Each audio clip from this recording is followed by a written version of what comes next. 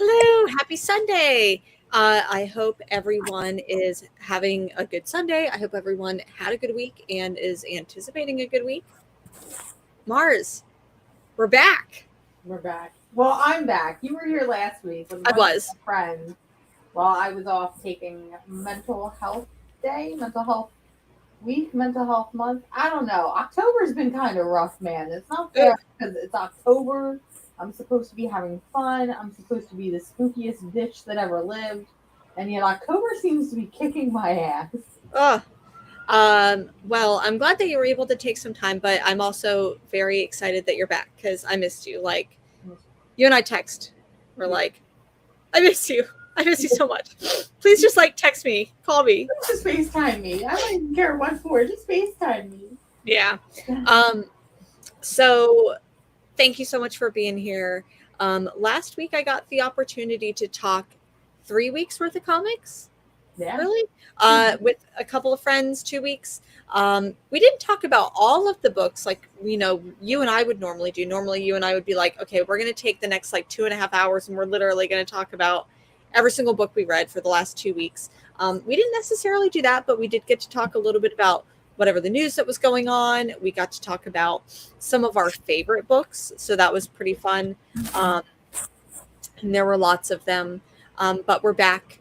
And we're going to do that now. So first, I'm going to go ahead and say hello to some people in the chat. So if you're in the chat, I'd love it if you gave a little like, howdy, how's it going? Because we'd love to say hello. First off is my friend Unruly. Hello. We are doing the Sandman Book Club reread. We just did a show this last week where we covered volume 5. So next month we'll be doing volume 6 over on JP's Budget Comic Collecting. We've got our friend Bobby. Hello. We've got Captain Ahoy, Mates and Mermaids. I like that. That's the like gender spectrum is like Mates and mermaids. mates, mermaids, and then maybe selkies. I feel like I'm at a restroom of like a crab shack. Yeah, like a crab shack. Like, but then there's Are you also a like, mate or are you a mermaid? yeah, and there could also be like the deep kraken gender Ooh. expression. So I now identify as a sea kraken. Hello, consensual sense slots. How's it going? Ab fab heck yeah. Hello, buds. Happy you are back. We're happy too. And hello to Miss So. So glad you could be here. And Kaiser Jose. Looking good, ladies. Thank you. Our friend Sanimation. Hello. Good evening, Queens. Yeah, it's evening there where you're at. It's still morning for me and just afternoon for you.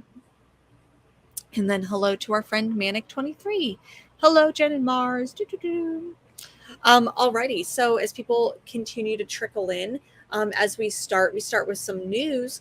What's some news that happened this last week? So last week was New York Comic Con, and you and the group had covered a tiny little incident. Okay, a big incident that happened with legendary artist Peach Momoko. So Peach Momoko isn't native to the U.S., so she doesn't do a whole lot of U.S. shows. I think San Diego was the last one that she did, and actually probably one of the first ones she did.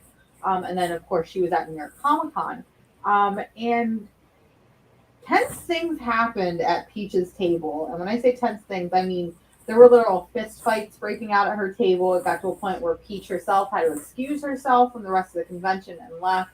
It And seems like it got pretty scary for her. Like there were moments it got that she very thought, scary for her. yeah, And there was a lot of speculation that, she wasn't happy, that she came off as standoffish, that she was saying she was never going to do conventions again, which we now learn is not the case. But we did learn some new stuff of exactly what happened that weekend, and particularly on Sunday. So for the entire length of the convention, it was learned that she was offering 10 free signatures to anybody that was in her line. And if, you got 10 things signed and you had another 10 things signed, you could then leave, go back to the back of the line and wait and get 10 more free things signed, which to me is like insane, especially being Peach Momoko, Eisner Award winning artist. She does like 30 covers a month. She is like the big thing right now. So for her to be doing free signings is just insane because a lot of people I feel like would say, okay, I'll do 10 for free, but then I'm going to charge like $2, $3, $4, $5 a book, every book after that. But then even that, like, if you and I were kind of talking about this backstage, like if I had to bring 10 to a table to have Peach Momoko signed, I'd be like, I have 100. Like, Peach Momoko does a ton of covers, so like, how do you even? Yeah. She does everything. So there was that, and it was seen that there was like always a huge crowd around Peach Momoko's table through the entire duration of the convention, which again, completely understandable given that it is Peach fucking Momoko. However, Sunday is when things kind of took a turn for the worse. So, Peach, from what I've gotten from her, is a very lovely lady, very quiet, soft spoken. But also I feel like she doesn't value herself as maybe much as others do, both as peers and as fans in the industry. And so Peach Momoko Sunday morning made the announcement that she was going to be doing, and I can't fucking believe this. Peach, please, you need to have a talk about your value because you are worth way more. But she was doing $50 commission. That's insane. That's insane for anybody, even for like a casual artist that's not Peach fucking Momoko. Like, yeah, just like a $300 to $400 commission, but no, she was offering $50 commission. So of course, any comic fan I think reacted the way that we all would, and I feel like I would do the same, where they literally ran to Peach Momoko's table. A bunch of the retailers and exhibitors were not being friendly, to say the least. And it got to a point where I don't know if something was said, but Peach Momoko's husband, who acts as her manager, was starting to pull regular fans to the front of the line. So anybody who wasn't wearing a retailer or exhibitor badge, and basically was giving them the first opportunity to own one of these commissions. Well, the retailers, who, let's be honest, were probably just trying to make a quick buck rather than have something nice in their collection, they started literal fistfights and screaming and shouting matches to the point where I think Peach, I guess, got so overwhelmed that she left the signing entirely. And, I'm getting really fucking sick of not just retailers and, exhibitors, but I think that they are like the most cause of the problem. But I'm sick and tired of the fan entitlement to these creators. We've seen it a lot more, especially with like the internet and Twitter. Fans, we have such easy access to creators. So it's like we feel like they owe us something. We get that if they don't respond to us or if they tweet something in the wrong way. And, this is the first time this has happened. It's just a shame that it happened to somebody as Peach, because I'm pretty sure that if it happened to somebody else, they probably would not have taken too kindly to it. Yeah, I agree. And, especially for someone like Peach Momoko that has become so in demand, her work is, like you said, Eisner Award winning, just doing fantastic work. It really stinks because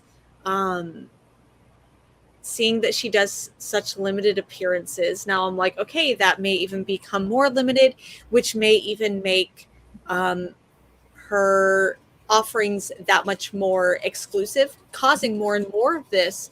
And I think the thing that I take away most from the treatment of Peach Momoko at the convention is that resellers and these speculators and people who I feel like aren't in it for the love of comics, they're in it because they just see a quick turnaround, which I get in some ways, like make your money, do things like, but at the same time, I'm just like, you're ruining it for everyone else. And we really started, I feel like, to see this shift in the community with the pandemic. You have people sitting at home, they didn't really have anything to do. Again, they were looking to make an extra amount of money. So a lot of these people started jumping into comics and started more so, not necessarily jumping into comics, but jumping into the reselling and jumping into the flipping of it all. Because, I don't know about you, but I've come across several people who are very known resellers. And I'm not talking about anybody in the community. I'm talking about people I've met face to face even before the pandemic that are exclusively flippers and resellers. And they will tell you straight to their face that they do not read these comics. No, not at all. In their life, they just know what's hot and what's cool and know how to speculate and play the game. And I think it bothers me. I think even part of it too is that they don't even sometimes they're not actually using their, like, any type of knowledge that they have about the comic books, or any type of like knowledge that they have about the industry, the creators, the stories, anything like that.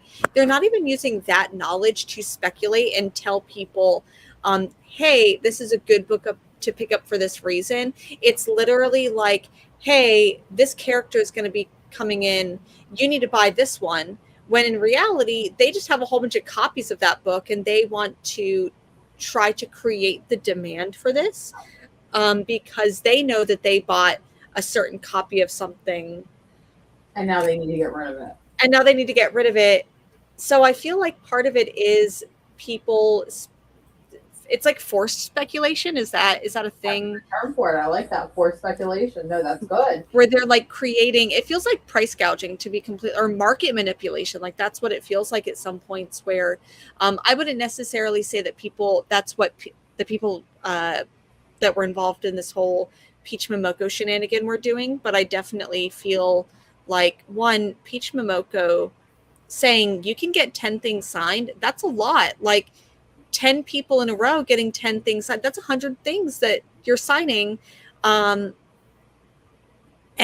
there's another part of this where you had told me that she was also offering $50 commissions, which is insane. Which, for something like that, like, people are paying $50 just for one of her books, let alone an actual one-of-a-kind commission. That sounds crazy to me. So, I don't know. Do we say, like, Peach Momoko, like, you need to start charging more? I mean, yeah, 100%. I would say charge more.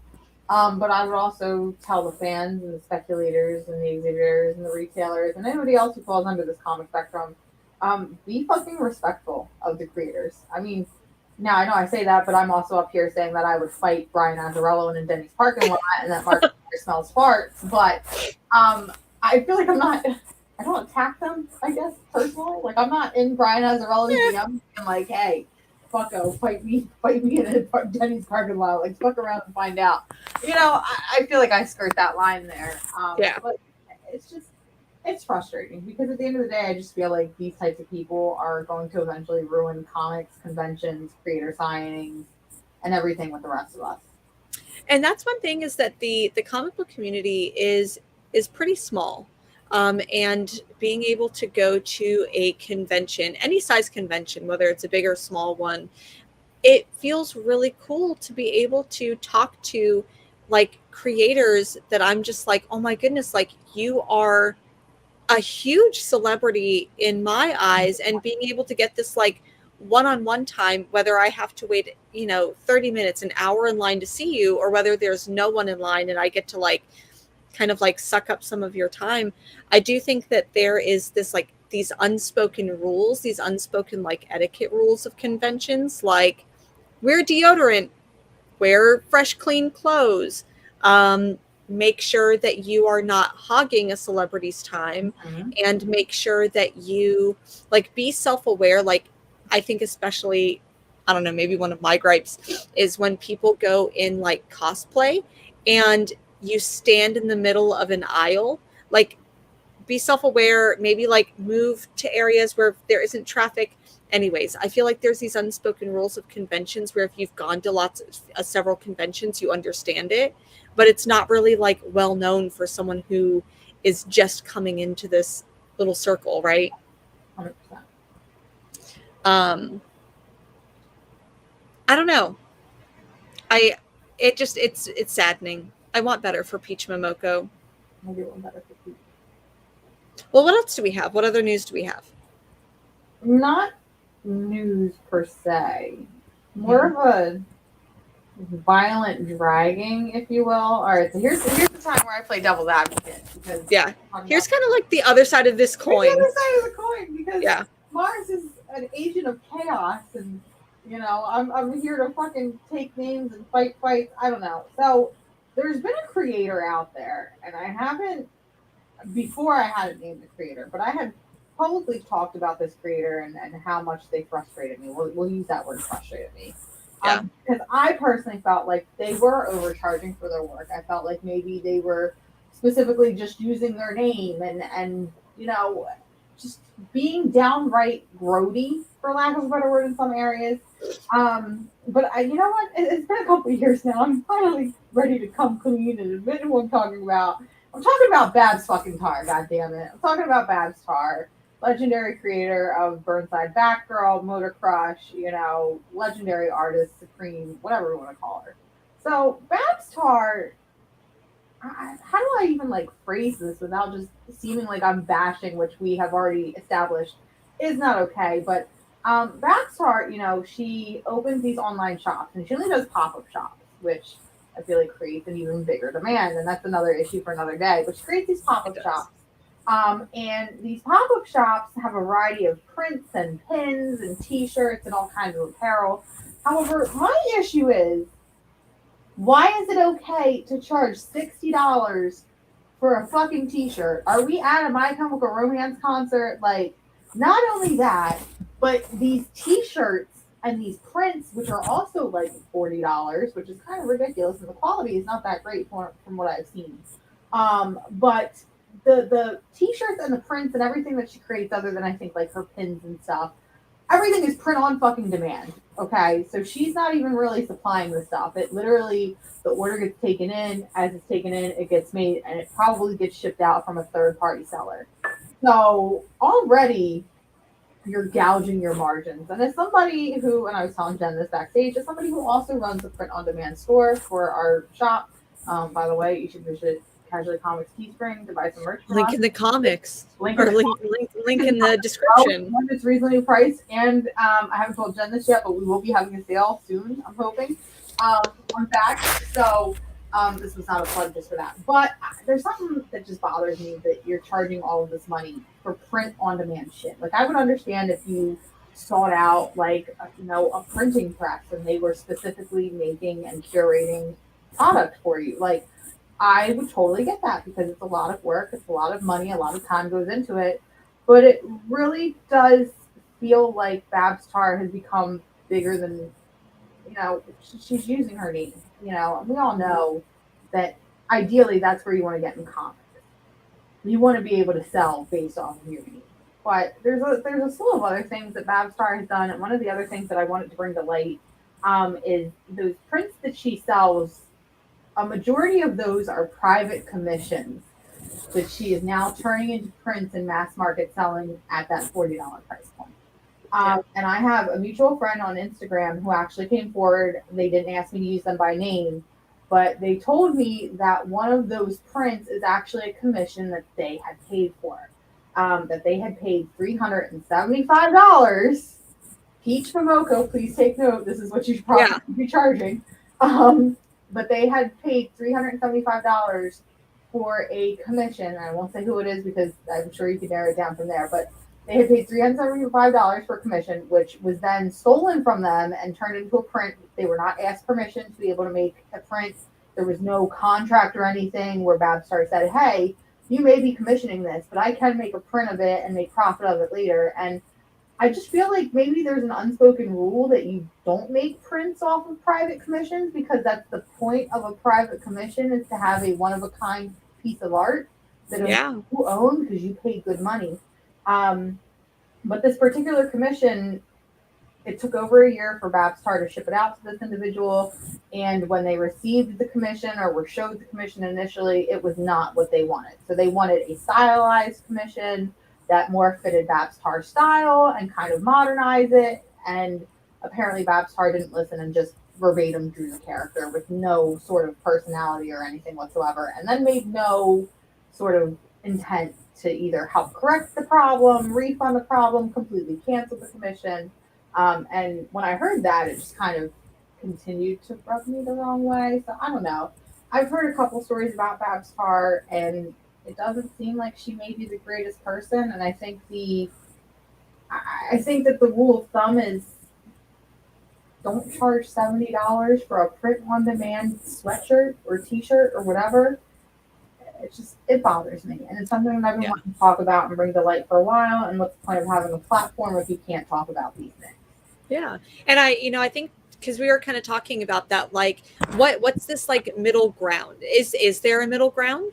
because if Peach Momoko started charging $400 for a commission and kind of started doing the same thing, like I think that we would be like, go get your bag, like get your money, you deserve it.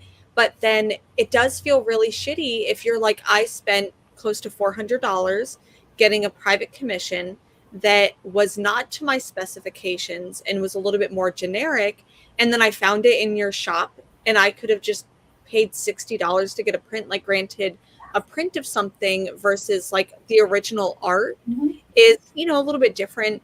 But then it, you know, but isn't that the point of a commission, is to have something that nobody else does? Yeah. So I think that, and you know, to Scott's point, like it's part of that like unspoken thing is that you don't do that. But if I was like, hey, can you draw me as Scarlet Witch, or can you draw me as uh, hugging Swamp Thing, or can you draw me with Big Barda, like, or me as Magic? Can you, like, if you do that for me, if you're drawing my likeness as those characters and it's a personal commission, I don't want pictures of me being in your shop being sold. Does that make sense? That makes sense. So I think like that's where that unspoken rule, but then, you know, what type of contract was signed, if there was any. Should artists have contracts like that where it's like, maybe I'll pay $100 extra and you can't do reprints of it? I don't know. I feel like I've never, this is the first time, maybe I'm wrong, but I feel like this is the first time I've ever seen it where a artist has made prints of a commission. Correct me if I'm wrong, if anybody in the comments has seen otherwise, but I have never seen a commission unless it's been granted by, you know, the commissioner. I've never seen a print made as a commission, or a commission made as a print.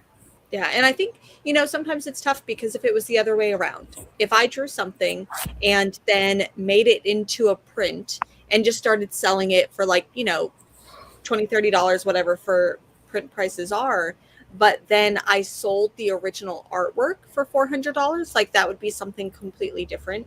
But the other way around, even though it's kind of the same thing almost, I don't know, it does feel different. Tricky Waters is Sunday morning.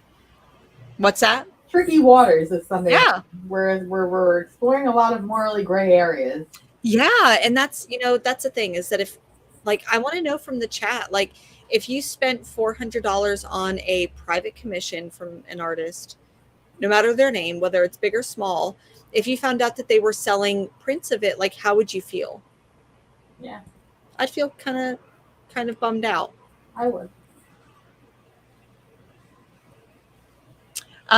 So, one of the other things, I know we didn't talk about this piece of news backstage, but I haven't read the entire thing, but I've read some snippets about another very big name in the comic creating community.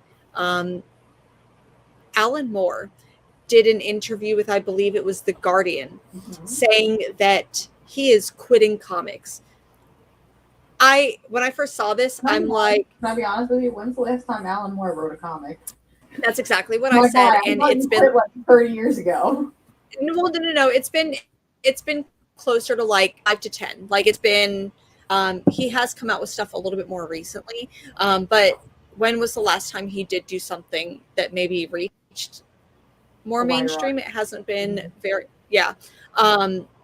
So I do, you know, understand that, especially after someone who, like with Jack Kirby, very much influencing a lot of what I do and like a lot of how I see the relationship between fans, writers, artists. You know, comics will break your heart and they will do it in so many different ways, so many different times. I do see that these things, the comic book industry sucks sometimes. And even though I'm like, okay, Alan Moore, when was the last time you were really in the industry? Like you've basically been a hermit for the last couple decades. Yeah, and here's the thing. I think other than Jack Kirby, I feel like Alan Moore has probably gotten the shortest end of the fucking stick and been absolutely, I hate to use this term, but I don't know what else to say, but has been absolutely raw dogged by these larger corporations, specifically more so DC Comics and Yeah. Vertigo, which, Mhm. if you didn't know, have a fucking contract where as long as they reprint the Watchmen every, what is it, 5 or 10 years, Yep. as long as they reprint the Watchmen, they own the rights, and Alan Moore will never get those rights. That's the only reason why you see so many different fucking editions of the Watchmen. Yep. So they can, and that's how they were able to do before Watchmen, basically without his Approval. consent and without his say. They can do different things with the characters that he created without his permission. So I do get it. Like, I get why these creators are like, I don't know, Frustrated. frustrated, where they definitely come in, maybe use the comic book industry because the comic book industry uses them. Yeah. So anyways, I felt like that was pretty relevant to this other talk about like Peach Momoko and Babs Tar.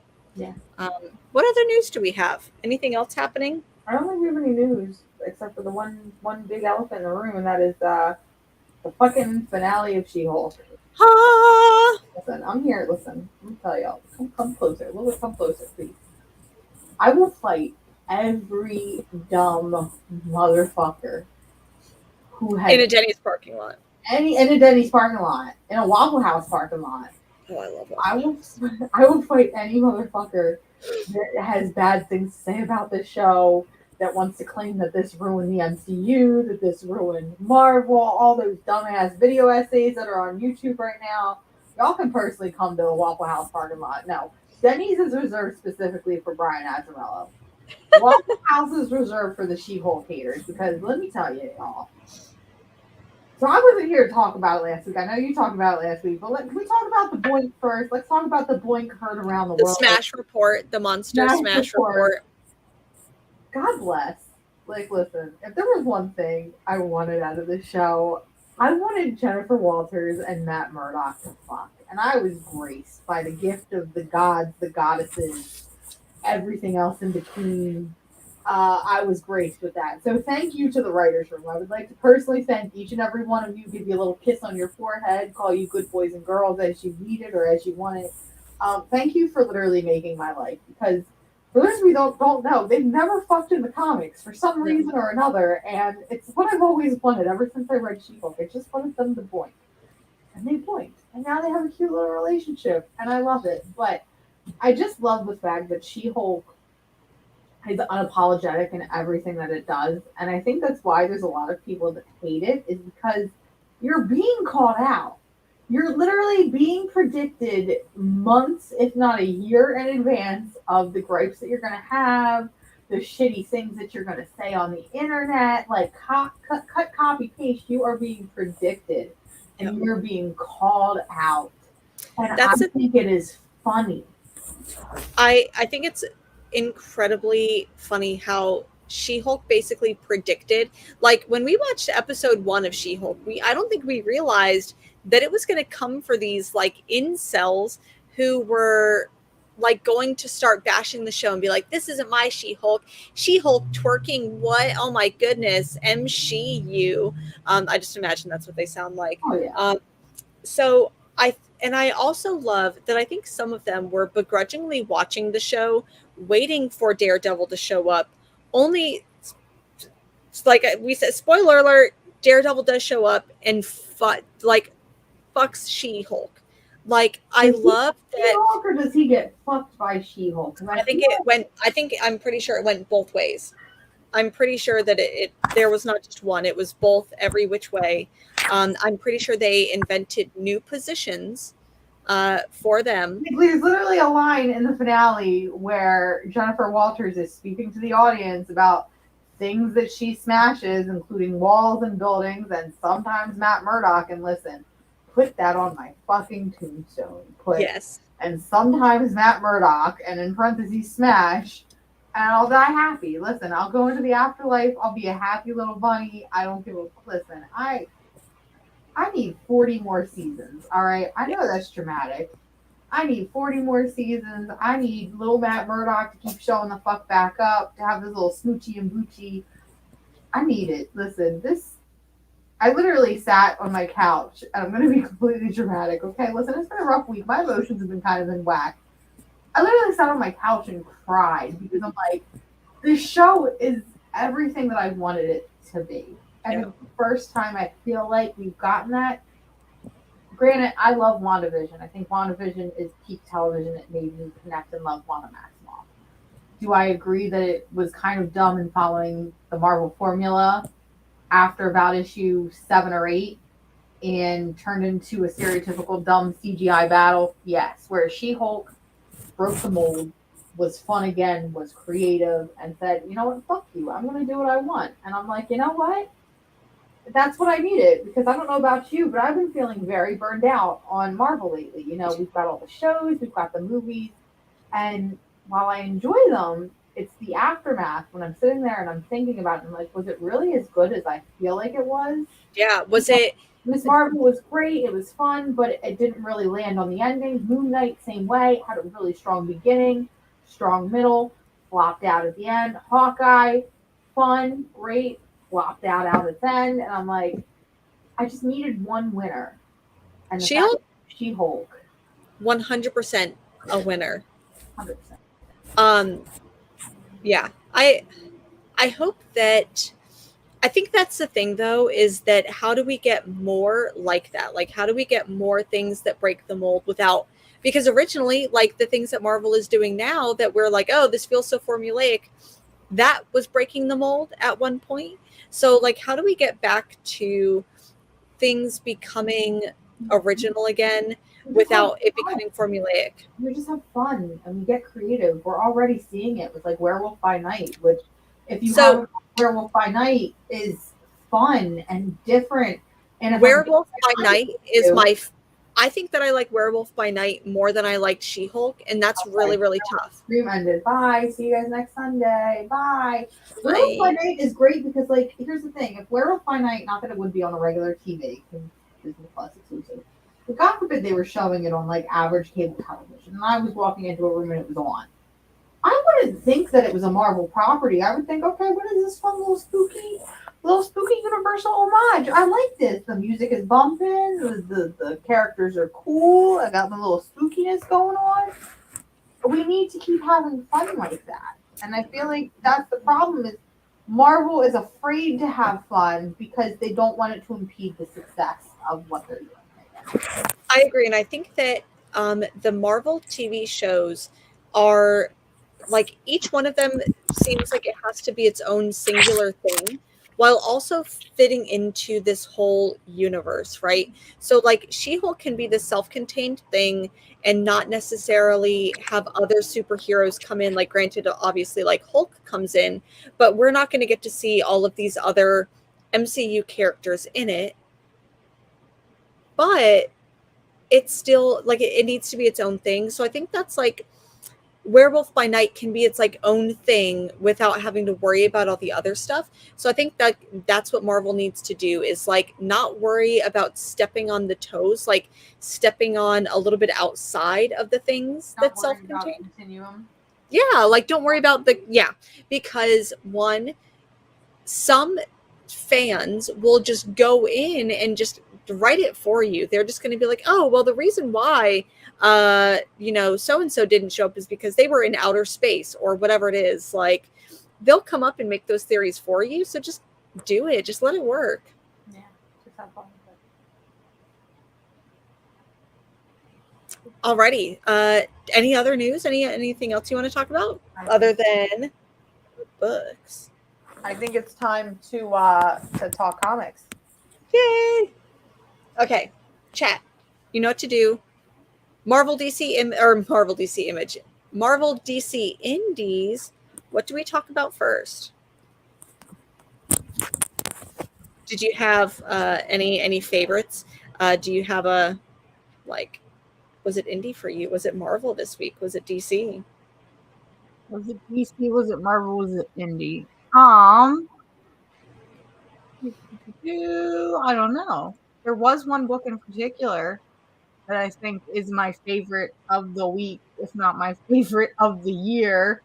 Uh, maybe we should just Although Scott's coming through and saying indie, so I feel like we need to talk indie. Okay. And I also see Manic 23 coming in with indies too. So it sounds like that's just kind of like the early winner. So let's go ahead and was your favorite book, was it a Marvel, DC, or indie book? It was a DC book. Okay, I think I know which one so it was. So y'all have to wait. Okay. My favorite book this week was an indie book. But I think I know what it was. Okay. Pull it out, whip it out. It's the only time you're ever going to hear that. Okay, that is not what I expected, and I'm kind of upset. Okay. This is going to be rough. Okay, go ahead. No, you didn't like this, did you? Do what you got to do, and I'll do what I got to do. I really liked it. I think I like Jeremy Hahn. They did The Beauty. They did Red Mother. And the approach is, it's basically like this town in I think it's like Alaska or something that ends up getting snowed in. This plane comes in and it's like, okay, we're going to be stuck here for the night. Everybody buckle up because there's a snowstorm. And then horror ensues. I don't know. It was supposed to be Jeremy Hahn's like love letter to 80s horror films, and I definitely got John Carpenter The Thing vibe. So I really like it. And it kept me on, like, this one kept me on the edge of my seat, reading a comic book in a way that I haven't gotten in a while. So I really, really liked it. Tell me why you didn't like it. Did we read the same book? Did we read the same book published by Boom? Plane crash survivor. The plane's actually from like 27 years ago. This is the same book. I loved it. This book was boring as fuck. What? Until that last page, this book was No, boring. It felt like one of the most boring, slow burn horror movies I have ever seen. Listen, here's my thing.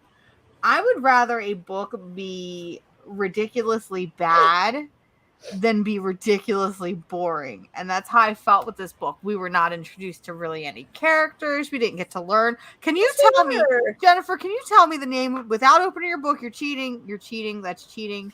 Can you tell me the name of a single character in this book? No, I thought not. But here's the thing is I can't even do that with most books that I read. So to be fair, almost anytime I read a book, I cannot remember their name. But I do remember there's the big bulky dude that we see at the beginning. There's the air traffic control guy. There's also there's the lady. I will say you're not doing very well for yourself, so we'll move along with that. But I will say this book did have me a little intrigued. I will say the last page is great. Those last couple pages, that's the horror tension. But we needed to get to that quicker than the last page, because here's the thing: we already know what this book is about. We know what this book is about from solicitations. We know that it's about a Snowden airport. We know that a plane crashes. Oh, the plane is from 27 years ago. How is that going to happen? So I'm already intrigued there.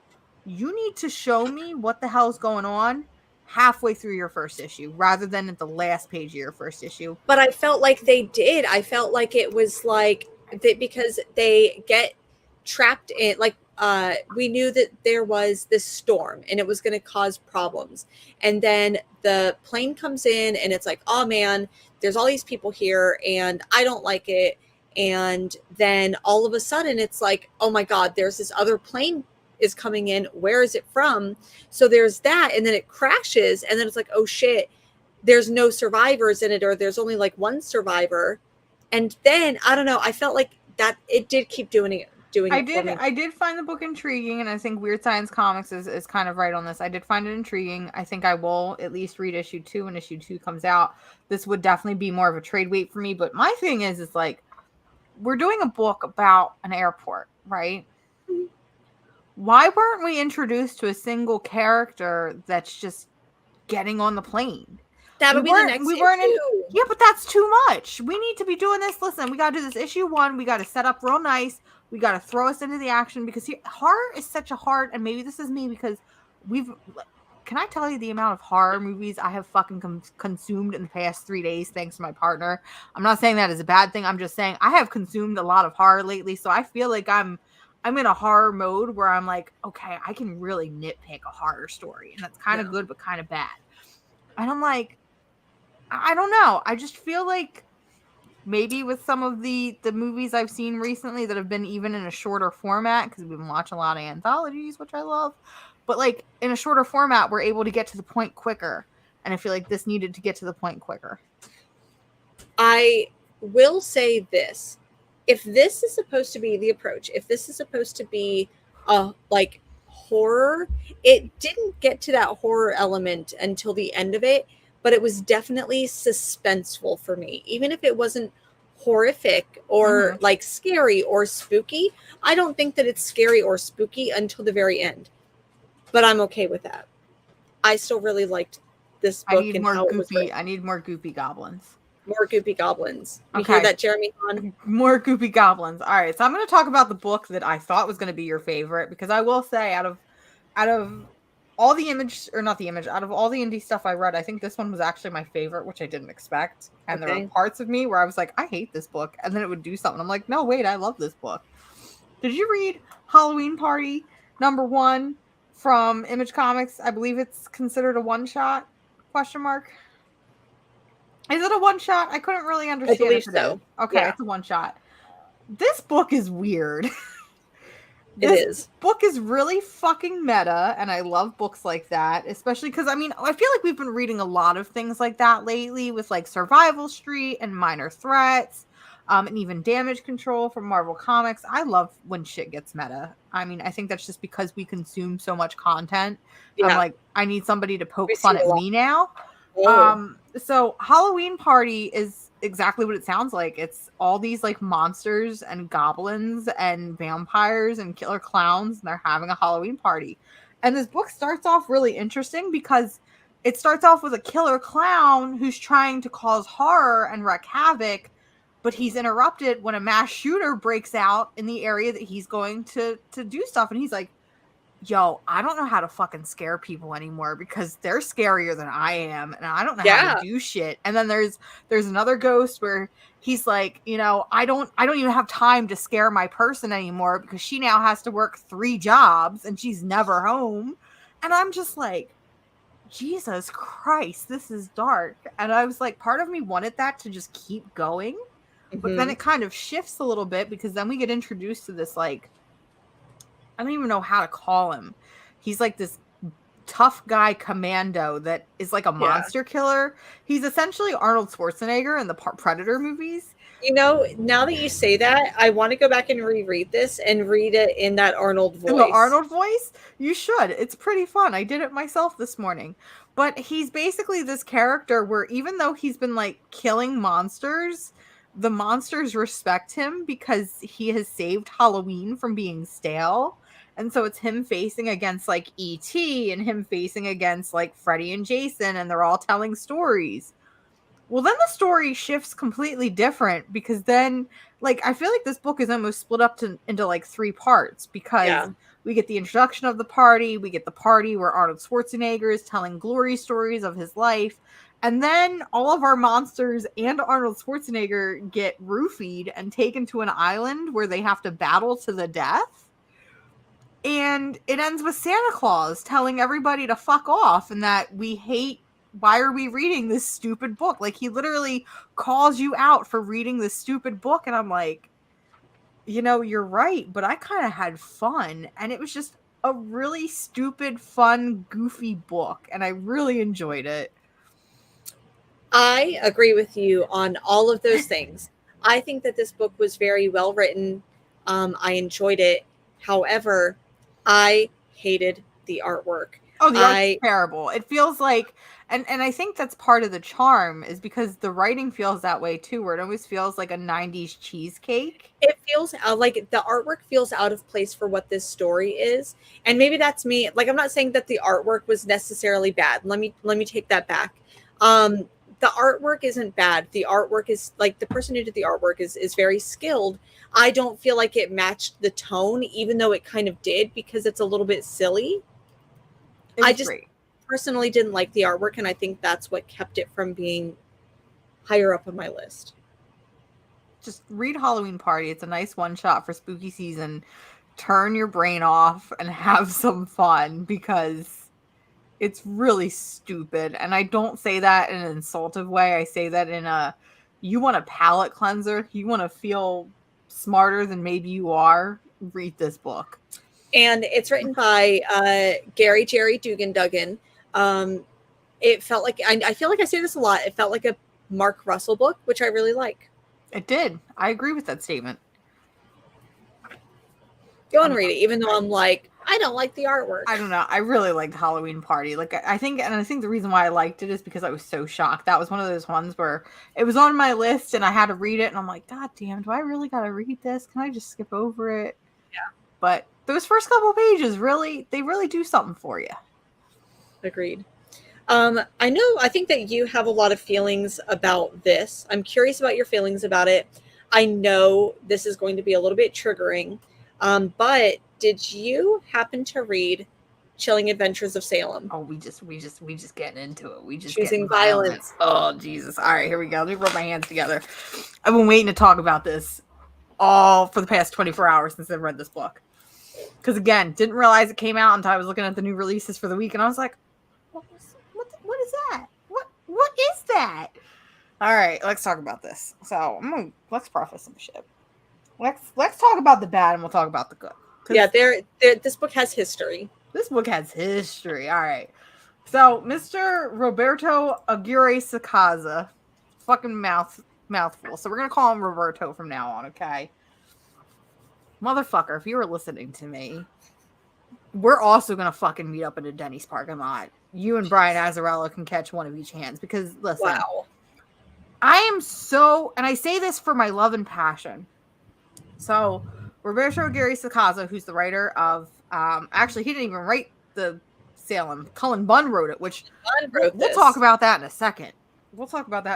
So, Roberto Aguirre Sacasa is like the creator of the whole Archie horror universe. He's the one that created Afterlife with Archie with, oh shit, what's his name? I'm having a blanking. Francisco Francavilla. And he also created Chilling Adventures of Sabrina with Robert Hack. Both of these are probably, at least in my top 50 greatest comic books of either all time or at the very least of the last, turn of the decade or turn of the century. 100%. I just have to reiterate that is that those books are some of the most standout creative properties in the last two decades. And they influenced comics to an extreme. There was a point where these books were outselling Saga. We need to make that a point. These books were outselling Saga at one point. So they always kind of did this weird, and if you want, here, I'm going to plug myself. I have a really great in-depth look at the history behind the Archie horror universe on my channel. It was one of the first videos I ever did, so the quality's not that great, but the information's there, and I think that's what's important. So the heart and spirit's there. So both of these books were published on a non-linear schedule. So unlike a lot of other books, they weren't coming out month to month. They had said that at the beginning of it, hey, we're probably going to do a book every 3 months, if not every other month. And fans were okay with that. We were all cool with that. Well, then something happened where there was 7 to 8 months between an issue. Then there was a year between an issue. And then all of a sudden, things just stopped. There was no announcement of cancellation. There was cliffhangers being left, nothing. I think this was right before the pandemic. So no, it wasn't. This was 2017. Okay. I'm thinking, okay. This was 2017 were the last issues. 2017 is the last time we saw Chilling Adventures of Sabrina, and I think that's around the same time that we saw the last issue of Afterlife with Archie. Well, then Roberto Aguirre Sacasa, Mr. Roberto, goes on to work on the infamous Riverdale TV show. He also goes on to work on Chilling Adventures of Sabrina, the TV show, where he basically told fans to fuck off and said that if they wanted to know what happened in the comics, they'd have to watch the show. Joke's on you. Show gets canceled. Upon cancellation, Roberto tries to kind of slide his way back into comics. And we finally got the release of Chilling Adventures of Sabrina #9. And we were told this is it's going to pick back up. It's going to start coming out more regularly. Yep. We were told it wasn't going to follow linear publishing, kind of like what they did the first time where there would be a month or two in between. And we've And gotten fans one were totally issue. okay with that. We haven't gotten a single issue since it released last year in December. We are coming on a whole fucking year without an issue. No news from Roberto. No news from Archie Comics. No news from Archie Horror. And I'm so burnt out and exhausted because, listen, I am here to champion this line. Jughead the Hunger, Blossom 666, Vampironica. No offense, Archie comics are not that fucking great. They're very cut, copy, dry, paste, but they've got interesting characters. And I think throwing them into a horror element is a way to keep them fresh and exciting. And not only that, but to keep your publisher alive. And we're not even getting that. But recently, we've been seeing the injection of these one-shots from the Archie horror line. We saw We got Madam Satan. We got Chilling Tales of Sorcery, and now we've got Salem. And it pisses me off, but it also makes me sad because these, again, probably some of the greatest books that we've ever gotten in comics, and yet I'm going to be honest with you, I don't think they'll ever be finished. I think this is the end of it. I think they're going to continue to do this, where maybe they'll put out an issue every couple of years, claim it's still alive, fall back on their word. And I think that at this point, they need to be held fucking accountable. I really do. I don't I never want to be one of those people that harasses a creator and is like, when is this coming out? When is this coming out? Because that's not my place to go ahead and do. Now I do see this. So in the back of this book, it does say Return of Chilling Adventures of Sorcery, October 26th. So next week, the week after, it's saying, but at this point, I'm so, I don't want to say disinterested because I'm still going to try to pick it up, but I'm still just so heartbroken that I'm like, do I even want to? It almost feels like do I want Oni to support Press. you? Yeah, it almost feels like Oni Press, where I know that Oni Press was going through a lot, but then their publishing became so inconsistent, and I'm like, is a title going to get canceled? Do I even want to emotionally invest myself in this book because it'll be so inconsistent? And where I'm a huge advocate of, a really huge advocate, obviously, of picking up single issues, I might just trade wait. So I don't, and that's if a trade comes out, right? That's if. But that's a big freaking if.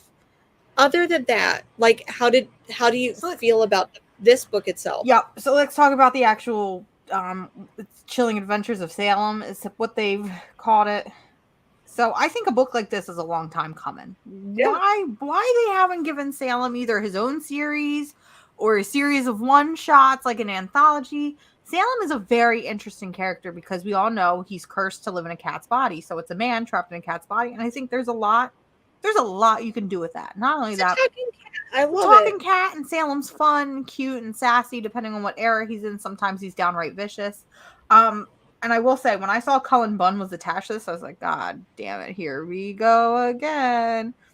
This was actually really good, and I had a lot of fun with it. So basically, Salem gets kidnapped by some sorcerer, along with a bunch of other stray animals. Turns out the sorcerer is putting literal demons into the animals, which weird flex, but okay.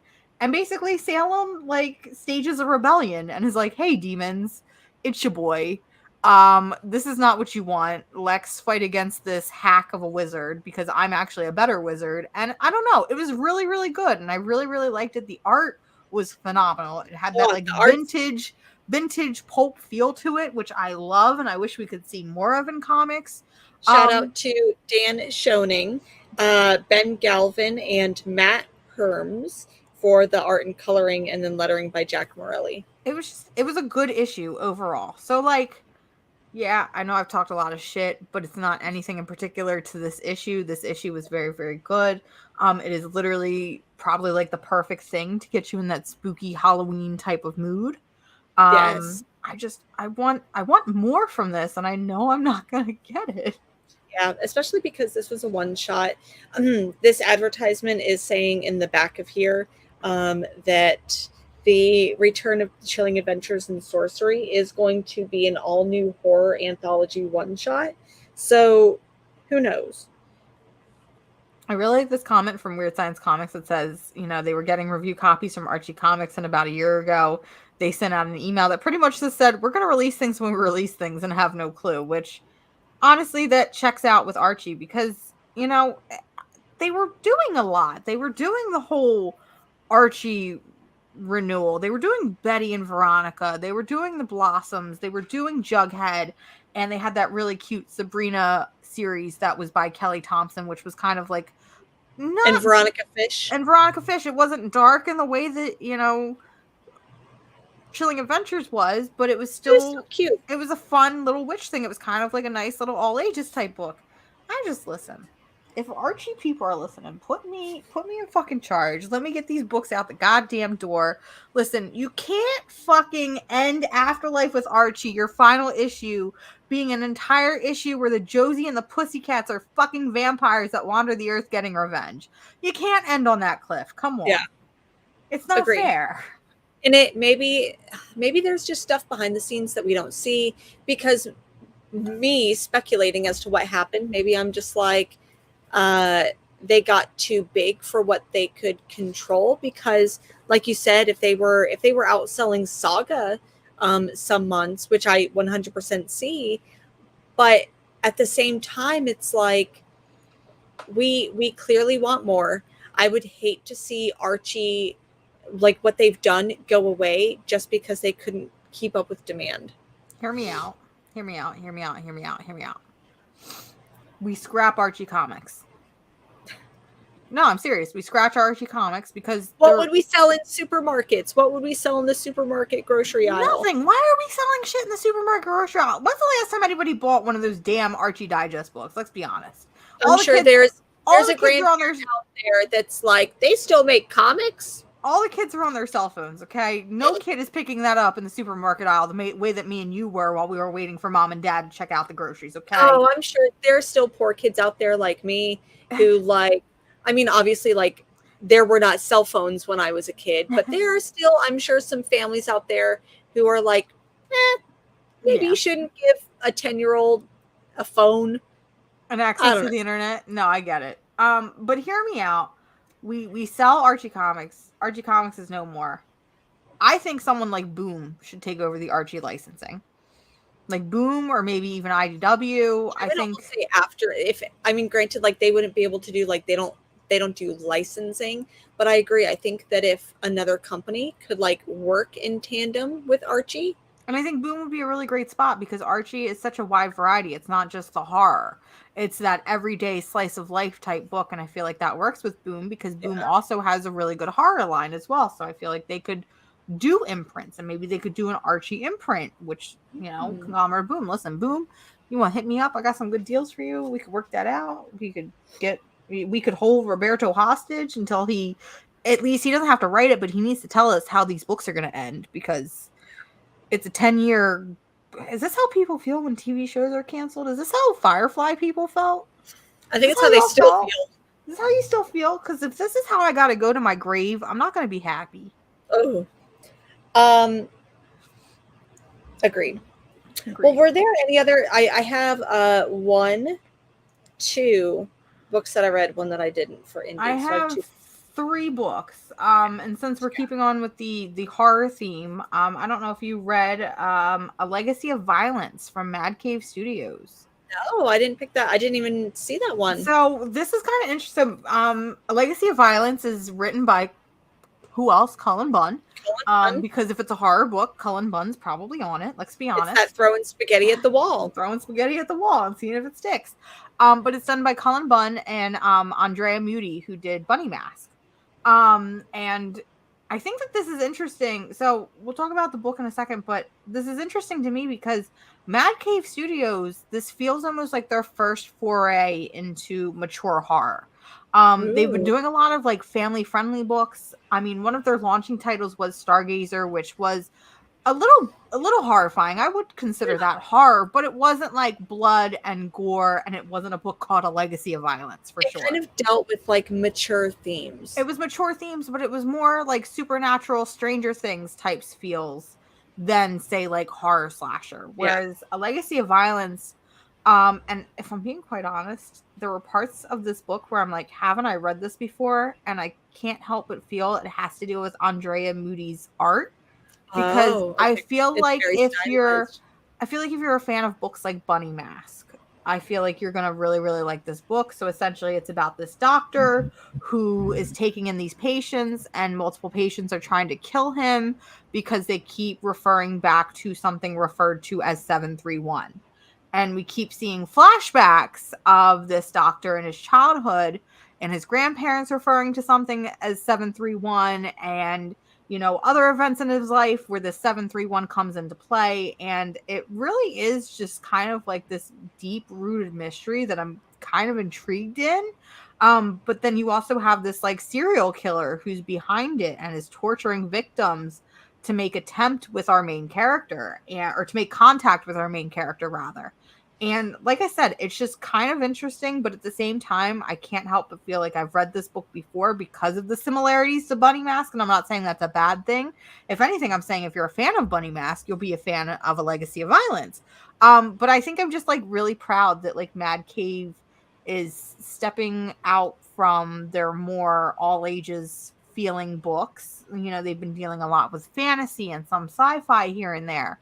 And definitely PG. Like I feel like even the like most horror thing that they've done, like I don't want to say Stargazer is like the most horrific thing that they've done, but even ones that are like more mature, I would still give to a teenager. Exactly. And I agree. And I think it's really cool that they're doing this, because I know that they have a couple other books that are coming out.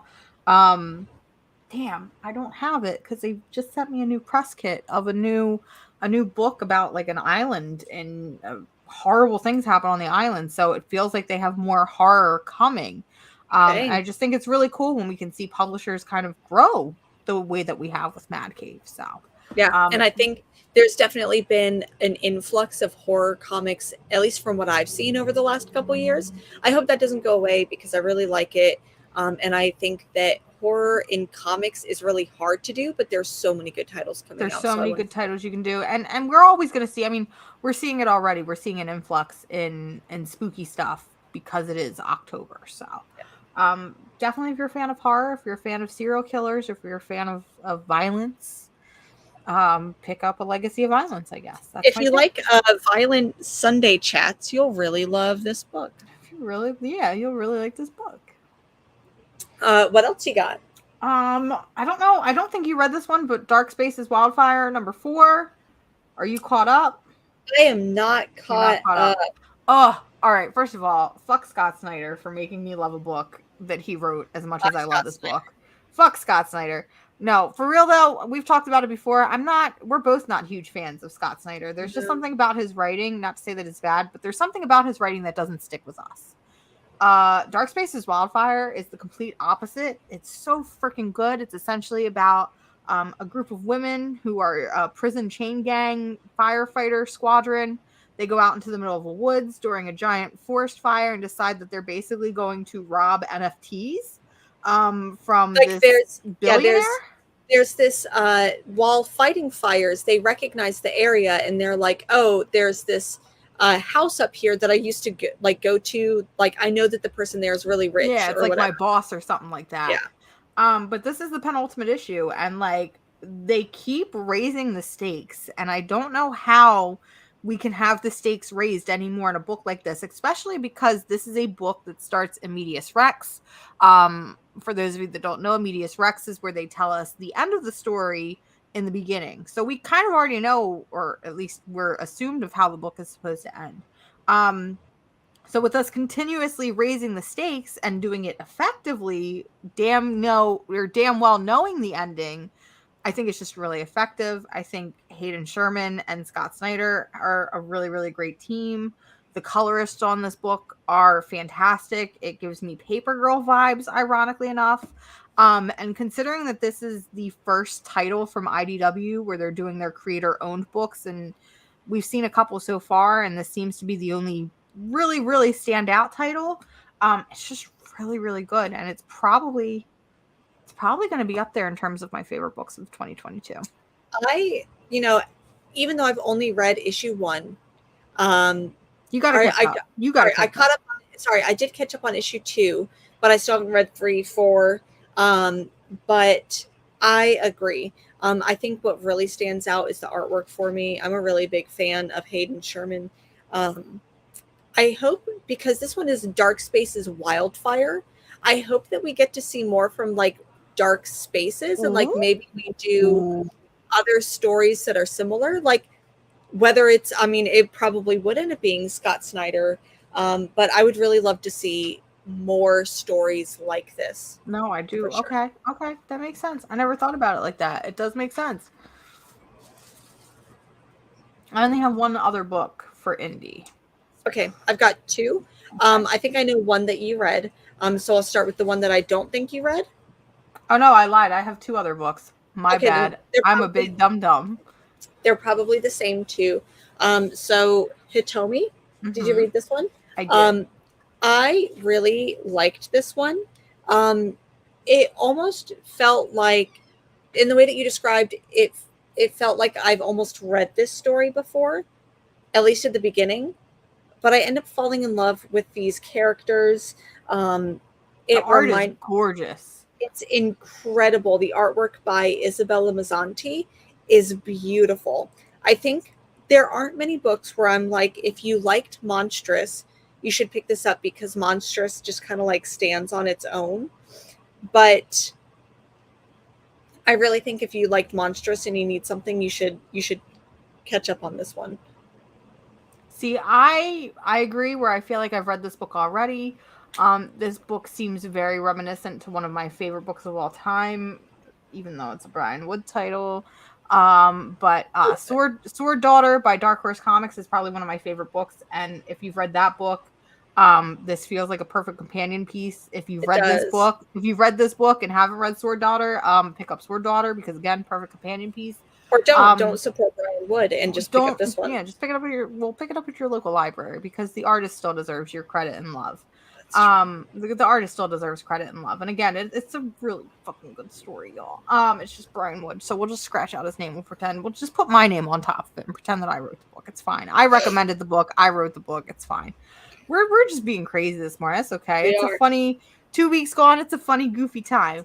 But Hitomi is your typical revenge story, oh, my entire family's been murdered. I now need to find this person who can train me so that I can get revenge. But again, it's the way it's paced in the storytelling. And I found myself really liking it in the beginning, and then in the middle, I got a little confused. I felt like there was something that I missed. It almost felt like we jumped. Because it does like a flashback. Okay, it does do that. Okay, yeah. I wasn't sure. So some of it can get a little muddied, but I think the overall storytelling and what we get, it is really, really enjoyable. And I don't feel like there's a ton of books like this on the market currently. So in the current landscape of comics, it does stand out. Agreed. I think if you like any type of like samurai, revenge story, Ronin, I feel like you would really, really like this one for sure. I agree. Yep. It was solid. I was excited for this book, and I was worried it was going to disappoint me, but it surprised me. Yeah.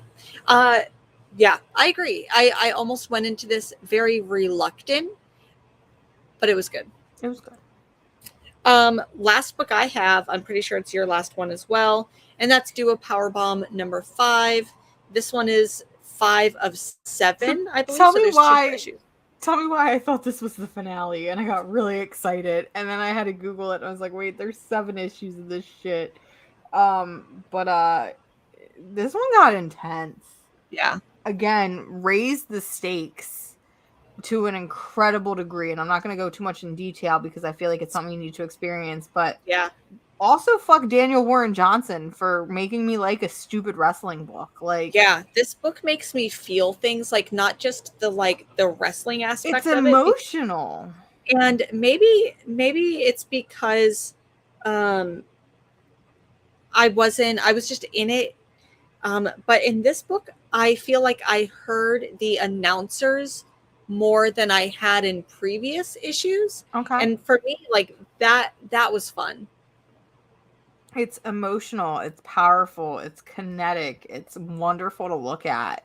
Yeah. It keeps me on the edge of my seat because the stakes are so high, because at the end of the day, it's a fight to the death to bring back those people that you love. And it's like, and then we've got, family relationships that aren't really told and that Yeah. need to be revealed. And you've got the stakes of the other players and what their weight is on this competition. And meanwhile, you've got the silly, goofy guy who's brought everything together that's like, I'm just here to watch people hit each other. And I'm like, big same. But at the same time, I'm with 2 issues left. I feel like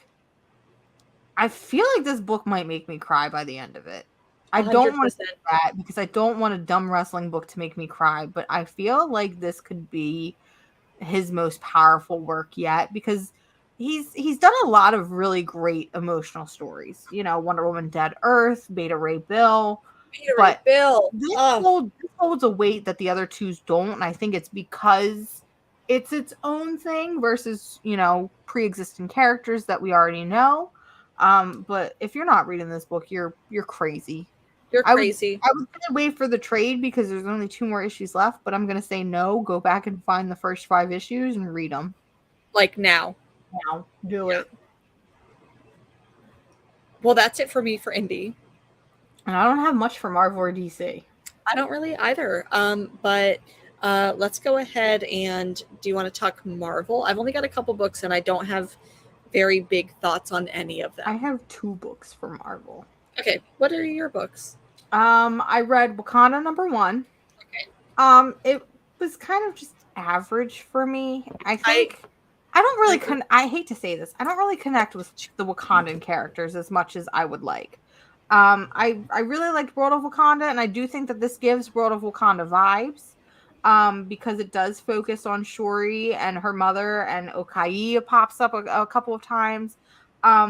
But it's just your average like Shuri story where people are attacking Wakanda and I have to defend it, and I felt like I was lost because I haven't been reading the mainline Black Panther run, and I feel like a couple things happen that affect the story.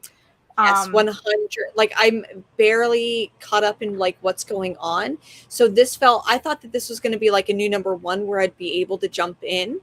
And where I think it mentions some things, it doesn't fully like explain it. It doesn't fully flush it out. So sometimes you feel punished for not reading those books. That being said, this does feature a backup story, which is essentially like the history of Wakanda. Mm-hmm. And the history of the Black Panther. I think that was stronger than the mainline book because it's interesting and the artwork is gorgeous and dynamic and it's just told really, really well and really fluid. And it's like, I kind of wish that was our main book and maybe the little fun Shuri saving the day was our backup. So I don't know. I feel like if you're a fan of these characters, you may like them. If you've been reading the Black Panther title, you'll probably really like it. As somebody who occasionally dips my foot in, I did not care for it. Agreed. I felt lost. And with a #1 issue, I feel like you shouldn't feel lost. No. There was another #1 that came out and 100% the same thing. And that was Namor. I feel like this I don't know if it's going to be a primer for, Black Panther with Namor showing up, but with this, I felt very confused. I felt like I should have known a lot more of what was going on. Can I be honest? I only care about Namor if Sue Storm is around because their relationship is it's spicy. I only like Namor when I see them on the big screen in the Black Panther trailer and they've got some nice little love handles. Well, I mean, there's that too. I agree 100% on that, but I just listen, have you ever read a book? Don't ask me which specific book because I'm sure it's happened in multiple, but seeing Namor look Reed Richards in the face and be like, she's yours now, but please know that by the time that either of us are dead, Sue Storm will be mine. I'm just like, oh, that feels so cringy though. No, but it's not because it's sexy and because listen, Sue Storm knows. She knows. She's also afraid. Sue Storm could get any man she wanted, and instead she chose Reed Richards, bad gamer boy. No, I'm just kidding. She chose Reed Richards, and she basically is literally the Invisible Woman in Fantastic Four and deserved so much better. it's just it's Sue Storm deserves better. Namor deserves better. I deserve better. It's fine. It's Did fine. you have any other books with Marvel? I did. So there's one other Marvel book I read, and I was gonna read it reluctantly, because I'm a Star Wars. I'm a Star Wars shill. And I'm actually surprised you didn't read High Republic. But I read Star Wars Visions, and I'm like, all right, let's do this. I thought for sure it was going to be a retelling of. So earlier this year, we got Star Wars Visions, which was an anthology series on Disney Plus that basically told Star Wars stories from a more a more Eastern standpoint. So it was a lot of anime and manga influence in what we saw. And these stories were hit or miss, but that first one was strong and probably the strongest one we had. I mean, that's what this is based on. So again, I thought for sure that it would just be a retelling, the way that we've seen with the Mandalorian comic. That literally shot for shot. Come to my surprise, it's a whole new story, like a continuation of what we got. And I'm like, all right, I'm here for this because that character was really interesting. You got this Ronin samurai-inspired Jedi who's actually a Sith, maybe. We don't really know. And it feels like this could possibly bridge the gap. And I don't know if Star Wars Visions is going to be an anthology series the way that that's the what show it feels like. But I mean, listen, I'm here for it because I think that a lot of that storytelling might translate better in a comic than it did on the show. Also, Luna is here, and that's all. Luna wants all the attention. He does. He's being a baby. He's like giving me kisses. I love it. But I think that if you're a Star Wars fan, if you enjoyed Star Wars Visions, I think you should definitely pick this up because it was a surprising treat, and I really enjoyed it. I didn't really know what was going on, but the book was interesting enough where I'd probably pick up the second one just to have fun. Like it was fun for me and nothing else. I think what I'm going to do, because I was so surprised, because like I said, I was fully expecting it just to be a retelling. I think I'm going to sit down, I'm going to rewatch that episode of Star Wars Visions, and then I might reread this book and see if maybe it helps connect some of the gaps. Because I agree, there were some areas that it felt like I was missing. But I think part of that was me just being so excited that it was something new and not a retelling. Yeah. So I enjoyed it. And I feel like not a lot of people are talking about it. And I feel like that's weird for the Star Wars community because y'all talk a lot about a lot of shit, myself included. Yeah. I want to bring up this comment really quick before I forget because I did want to talk about this book. So Night Eaters came out, and it's by Marjorie Liu and Sana Takeda, who did Monstrous. And it's like this horror where there's these twins. Abrams. So it's an original graphic novel. So this book, I haven't finished it yet. I've only just started it, but I kind of have an issue with the artwork because I don't know if you can see from here. There's a big gap outline. Mm-hmm. So that the comic panels don't go edge to edge. And I feel like Sana Takeda's artwork is so beautiful. It deserves to take up the entire page. That's my only gripe about this book. So far, it's good. It's weird. It's getting intriguing. Yeah. I need to get this because I didn't even know that this existed. So I'm just going to add this to my little sneaky list so I know it's there for later. It just came out this week, so. Yeah, but usually I hear about this. Listen, I'm that comic girl. This is how you hear about it. I'm supposed to know about this shit. This is true. This is very true. Okay, so now I know. Good. Hopefully I'll enjoy it more than I like Monstrous because, listen, I want to like Monstrous so bad. Do you know how many times I have started and restarted Monstrous and I like it, but I can't finish it and it makes no sense. I can't explain it, but I will never give up. I'm never going to give up on it. It's fine. It's dense. So I get that. One last book that I have for Marvel, and the reason why I picked up this number one is because this character got a series. This is picking up from a series that just came out. I didn't start reading it, and then you did, and you're like, Jennifer, you've got to read it. So I started reading it, and that's Punisher War Journal. So Punisher had another number one right before this series, 5-6 issue series. Mm-hmm. I've only got to issue 3, and it was pretty good. So I'm going to go ahead and pick this one up. I don't feel like it's as good as the one right before this, but it's still all right. But that's just a one shot though, isn't it? Or a miniseries? Maybe. Because it's War Journal, it says brother, so I don't know, maybe it's like they'll be sister. I don't know. Comics are weird, man. Comics are weird. Comics are weird. It's Marvel doing the thing where they're like, we just need to do another number one. I feel like can I make a hot take? I'm gonna make a Yeah. hot take. I feel like the longer we do this show, the more I fucking hate the big two. And I feel like I only like indie comics now. They were on a rough waters to begin with. That's true. That's true. But I feel like this is opening my eyes because I feel like we talk about so much. We're introduced to so many new publishers, so many new series that we're so much more critical of those big two stories when I feel like I should be. But at the same time, it's like we can't even hold them to as high a standard as some of these indie books, which are way more, influential than anything we've seen from the big two in the past 2 years we've been doing this. I don't know. That's just my take of the day. That being said, we have DC Comics to talk about, and the DC Comics have my favorite book of the week, so I guess I'm just full of okay. I'm pretty sure I know what your book of the week is going to be. If you want to go ahead and, if it makes you feel better, I only had 2 books this week. I have one. Oh no, I lied. I have 3 books, but one I didn't really read. Yeah, I got one that I didn't read because I just haven't been loving the series. I only have one, and I think it's going to be your favorite book of the week. You only have one book? I bought a second one, but I haven't read it yet, and that is Sorry, I read the first story, and I was kind of confused, so I didn't finish it. Terror Through Time. So the only other book you read was Superman, Son of Kal-El? Yep. And you think that's my favorite?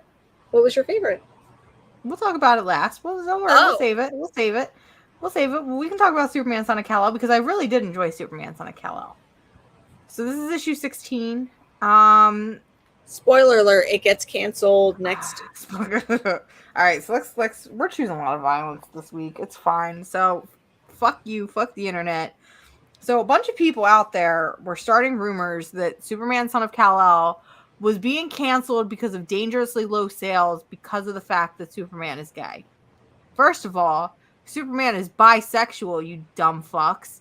Second of all, what low sales? Like, I feel like Superman, Son of Kal-El is consistently at the top of the charts, not only for comics, but for DC in general.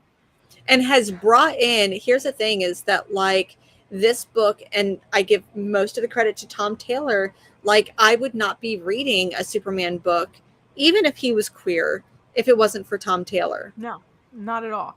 And third of all, I think you mean it was the heterosexual Robin book that got canceled because that book got boring after like issue 7. Yeah, so, I stopped at issue like 4. Get your facts straight, y'all. Like, fuck, I'm just so mad. It bothers me because like Tom Taylor, I spent like 20 minutes reading a thread that he was fighting with some guy who apparently was actually not even like a fan. He was like a reporter. And he flat out even said that he doesn't read Superman, Son of Kal-El. So Tom Taylor's like, mate, why are you fucking reporting on the book then if you don't read it?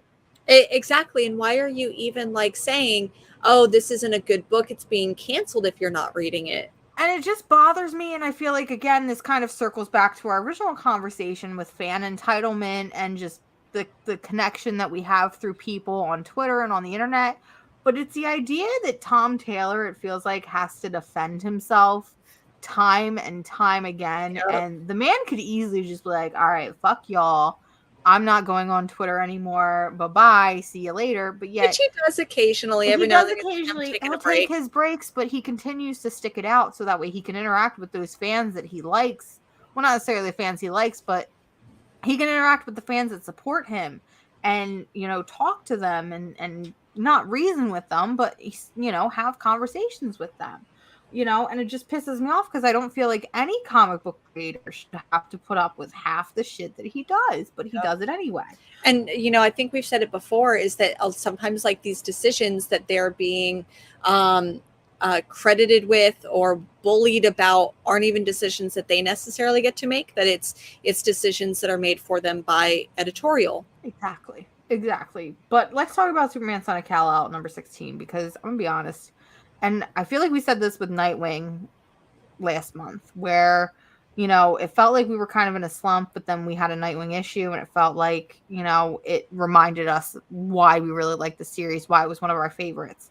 This issue was the same for me with Superman Son of Kal-El. It reminded me why I love the series. We kind of get to see a breakdown of Jonathan Kent, in his day-to-day life. He's like, I wake up early, I reheat mom's coffee, I go out, I save the world, I do this, I check in with people that I've hurt, I go to children's hospitals, I play I try to go to 6 children hospitals a day or something like that. I play fetch with my dogs, I go back home, I reheat my mom's coffee, then I go and I do all this. And it's like, motherfucker, why are you just the best boy on the planet? Like, who's you're taking not care of you, baby boy? You're not like, who's taking care of you? But then we also get this conversation because this entire issue revolves around the return of Superman, which has been established since like the first couple of issues. He's been off and he's doing his own thing. And we established this conversation with Jonathan where when he was first establishing his powers, he was scared and he was told to focus on one sound. So that thing he focused on was his father's heartbeat. And towards the end of the book, he kind of starts to go through that same thing where we're talking about who's taking care of you, and he's getting overwhelmed and he's getting tired and he doesn't know if he wants to be Superman anymore. And the book ends with him hearing his father's heartbeat And like embracing him and like, I wish my dad hugged me like that.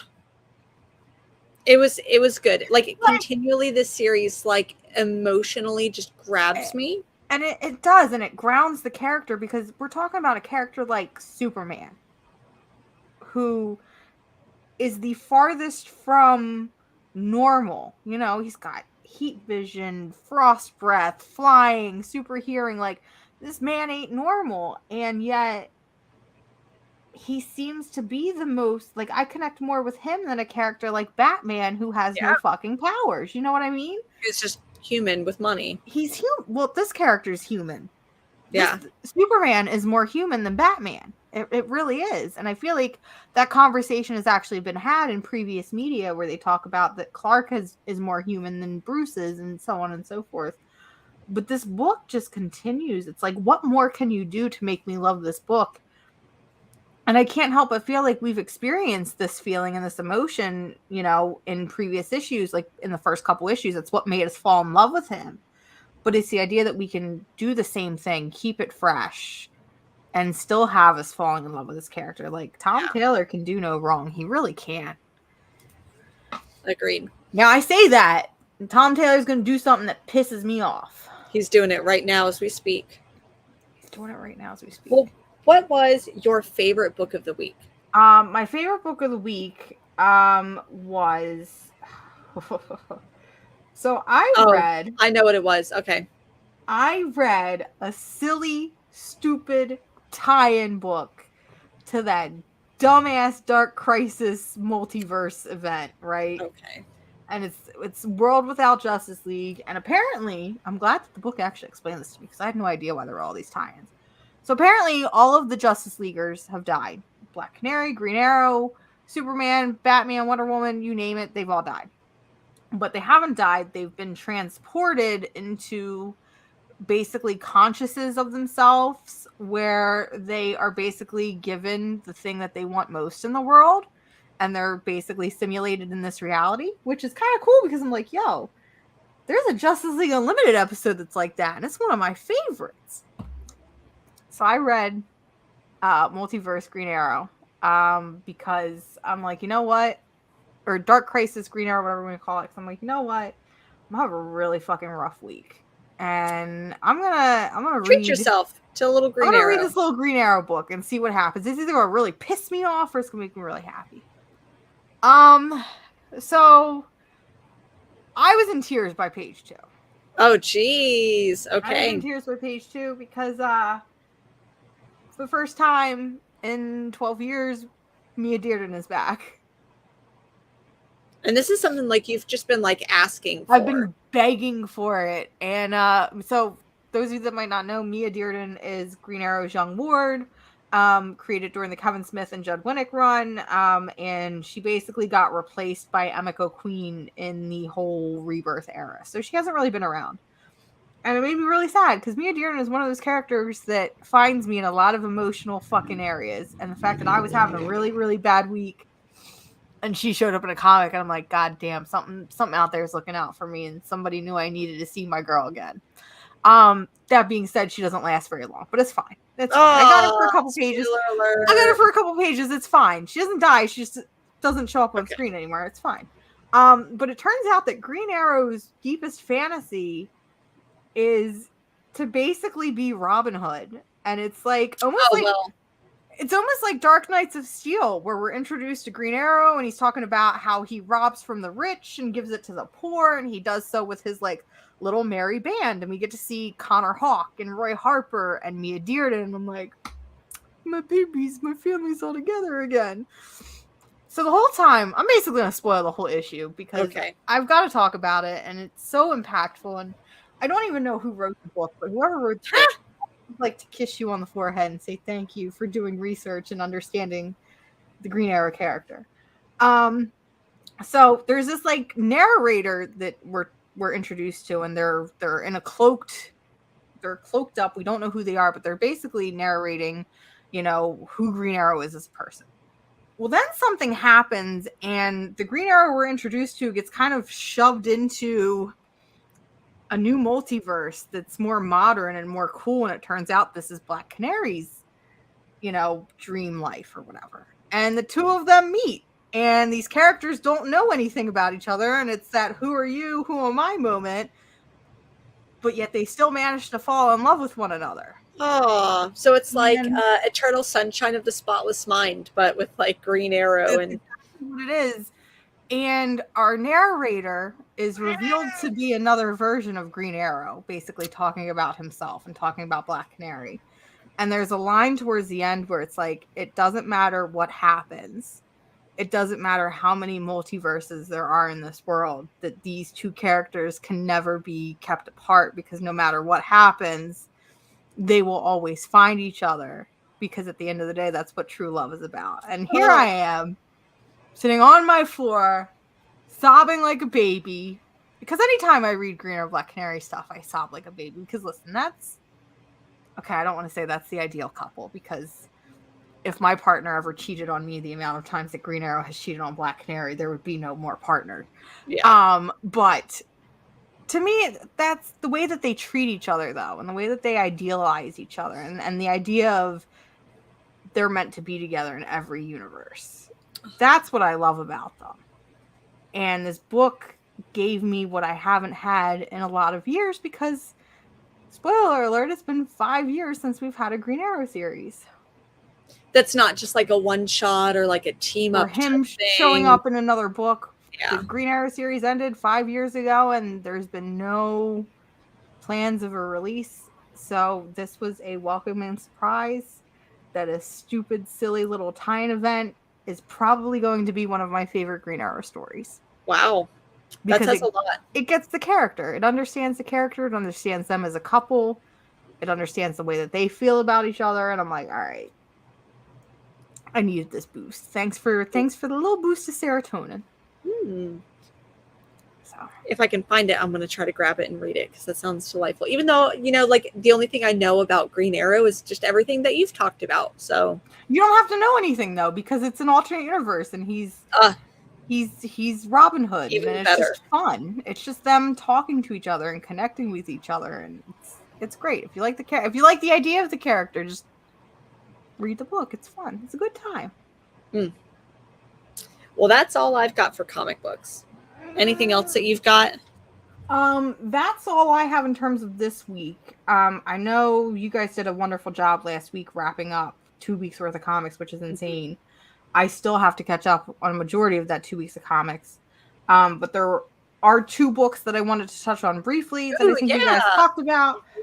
So the first one was Briar, which was Boom Comics. I really like this whole fairy tale, like grim fairy tale type thing, where we're basically creating stories of our own, and they're kind of horrific in their own way. Yeah. And the Sleeping Beauty wakes up and decides, okay, I'm now going to go for revenge against everybody who's ever wronged me and let me sleep for a million years. I really liked that, and I really thought that was fun. Especially like thinking like she wakes up in this world that is so different from her own. And then she finds out that she was forcibly married and the man just went and caused wars and then left her. Like, I can't wait. This is going to be a good for her book, and I'm really excited about that.